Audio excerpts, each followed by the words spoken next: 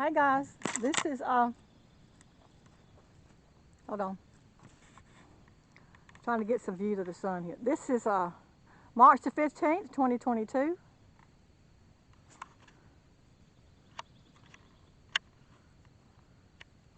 And I am in my woods.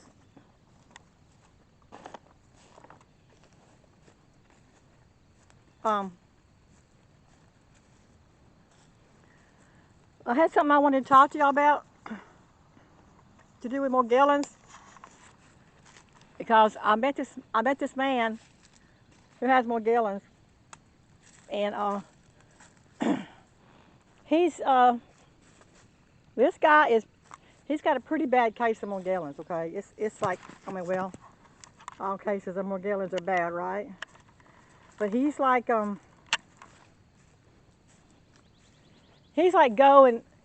berserk. He's like really freaking out, and like most people do when they get it, you know, because it's a devastating disease. But he contacted me and asked me how to remove the Morgellons from the head. Okay, now, either he just hadn't watched any of my videos, or he just now discovered me, but I've got videos about how to remove it from the head, and you remove it from the head the same way you do the rest of the body. But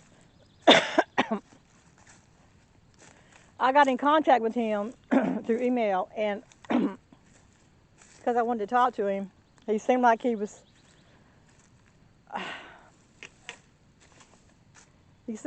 in a bad place. I mean, he said it had ruined his life. Morgellons has ruined my life, he said. I was engaged to this beautiful girl, and I had a perfect job, had everything going for me, a beautiful family, you know, I mean, you know, brothers, sisters, and he said within a year after he was stricken with this disease, he said that he lost everything. He said, this Morgellons has ruined my life. I said, yeah, I know. It does that. He said, what? I said, yeah, it does that. It does that. It ruined my life too. It ruined my life. It ruins everybody's life. It literally puts your life on hold. And I didn't go into the details about how it ruined my life, because I've already talked about that in another video. I've talked about that in the one that I made about how I survived. I talked about how it ruined my life, about how I lost everything within a year's time. Everything was just taken away from me, and that's when I went into the dark night of the soul. And I'm not going to get into what happened with me, because, like I said, I've already made videos about it. But he was talking about how his life is over. He said, my life is over. I've lost my girlfriend. I've lost my family members. Don't want anything to do with me because they think I've got leprosy or something. And he says, and I lost my job because of the daggum brain fog. My mind is so, he said, I feel like I'm all of a sudden turned stupid overnight. I said, yep, that's another part of Morgellons. You feel like you feel like you can't measure up to what you used to be, or what you know you can be. You just can't measure up anymore. It takes away from you. It takes everything away from you. It literally does, folks. It ruins your life. If you manage to escape, if you manage to get through Morgellons without losing your job, your marriage, your home, your family, your friends, and all your loved ones, and still keep your health, if you manage to get through it with that, then you are blessed. You are blessed by God. Now, am I saying your life is doomed? No. Your life is not doomed. You can start your life over. You can recreate your life. But you are going to go through the process of elimination, which is God removing everything in your life that is not in alignment with your new energy. And that's getting back to Morgellons. That's getting back to the spiritual aspect of Morgellons. There is a spiritual aspect, okay? Not going to go into this either because I've already done a video about this. But anyway, what I wanted to talk to you about was the Morgellons Motherload. Because this is what he brought up. And so this is what I want to talk about. Because there might be some other people out there who are going through the same thing and feel the same way he does. Now he says this motherload he's talking about,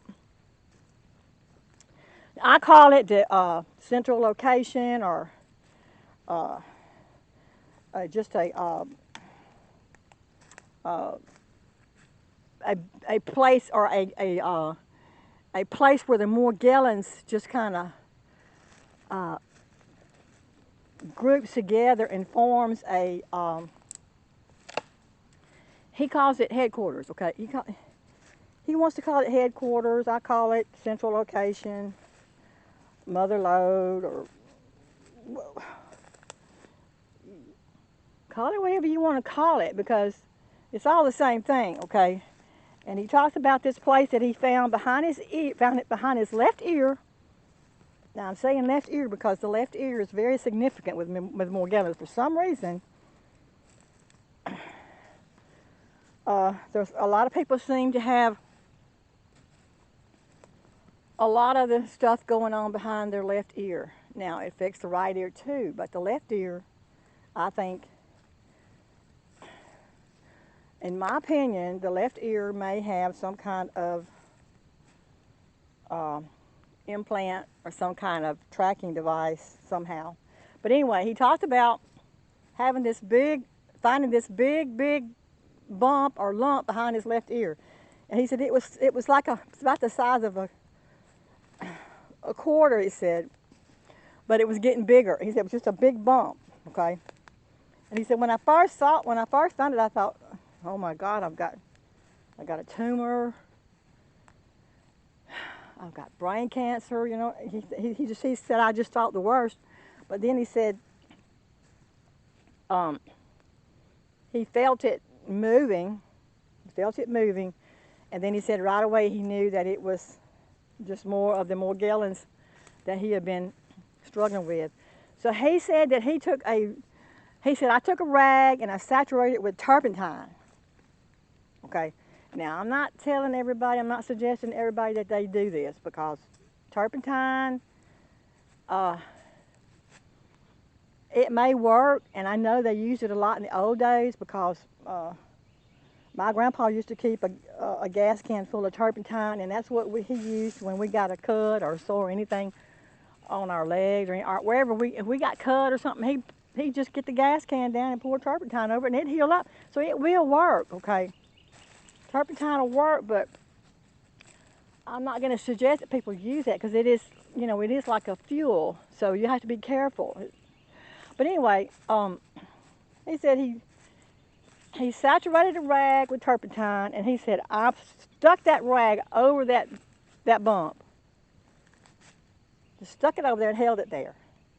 And he said when I took that rag off, he said those little white worm-looking things started coming out of that mound. He said, like you wouldn't believe. He said it was like a colony of them. I said, yeah, a colony, yeah. It is like a whole colony of them under there. Okay.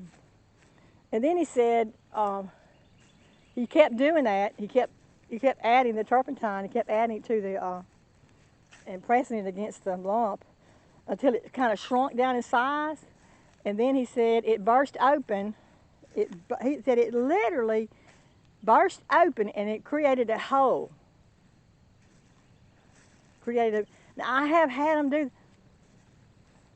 I have had them do this. Okay, I had one sore between my thumb and my index finger that was so big and so bad that it took forever. I mean, forever for it to heal up. I couldn't get it to heal up. It was like the more I would do for it, the worse it would get and the bigger it would get. And it's like, and I thought, oh God, you know. But I also had one like this at the back of my neck. Okay, so he told me that when this thing burst open, that he said he pulled something out of it. Okay. And he said it looked to him like he said it looked like a kind of like a square looking thing, and with like, you know, like a little bunch of little holes in it, like a little, you know. He described it like a honeycomb or like a nest or like a nest. He said, "This is the mother lode. This is the mother lode. This is what I'm." He said, "This is what I'm calling the mother lode because this is where they're getting started at, right here behind my ear." I said, "Okay, okay." I said, "I can buy that. I can buy that." And then I told him about the thing that came off the back of my neck. After I started doing the Epsom salt tub soakings for my head, and after a couple of weeks of doing that, I told him about this thing that was burrowed underneath the skin at the back of my neck, and I told him, I said it gradually, it kind of came loose. It looked like it was attached underneath the skin, but then after doing the tub soakings for a while, it came loose, and I felt something moving, and I put my hand back there, and it felt like it actually just felt like it was something peeling off back there, and I pulled it off, and it looked like what he described. It looked like a honeycomb or a nest, a mother lode, or whatever he wants to call it. But it looked like a nest where, you know, the little embryos and things, like a wasp nest, you know, like when you knock a wasp nest down, it'll have the little embryos in it. That's what it looked like, but smaller, a lot smaller, because it was, you know, it's at the back of my neck. And his too, he said his was small, but he could still tell. He said with a magnifier, he could tell that it was some kind of nesting going on behind his ear. But then, like I said, I told him about. I said, that sounds like what I found, or what I pulled off the back of my neck, right above my brainstem, right at the back of my neck. So,